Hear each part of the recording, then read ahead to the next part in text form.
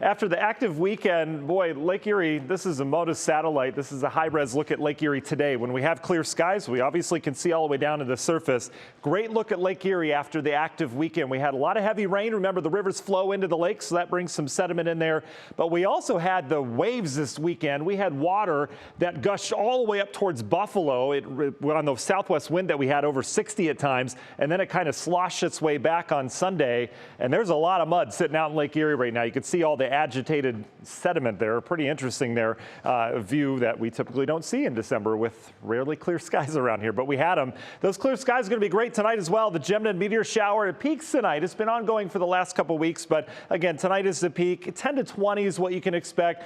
There's some stuff online saying, 100 to 200 an hour. It's not going to be anything too prolific, but you get some really bright meteors out of this. And again, after the moon sets around 2:19, that's your best chance, but you could even see some out here this evening. Mainly clear skies and passing high clouds. So here we go, mainly clear. There's your passing high clouds. Winds go calm tonight. We're back down into the 30s. High pressure is responsible for that. Look at how dry we are and quiet across the eastern half of the country. Much needed for all the tornado cleanup across the Tennessee Valley. Out west, big system coming in. Lots of heavy rain, mountain snow. Areas of the Sierra Nevadas.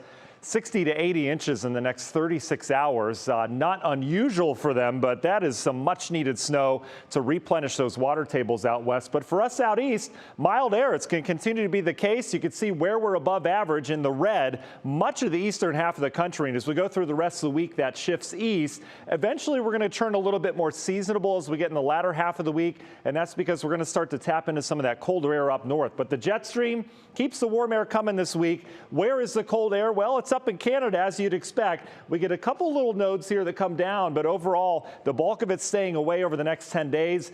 It is in Asia, though. They've got all sorts in Siberia, seeing all sorts of snow and below average temperatures. Quick look at your National Designer look ahead. Our next shot at rain Wednesday, couple showers. Thursday, system comes through with some wind and a little bit of rain. And then another system to watch this weekend. Union Home Mortgage 7-day forecast warm until then.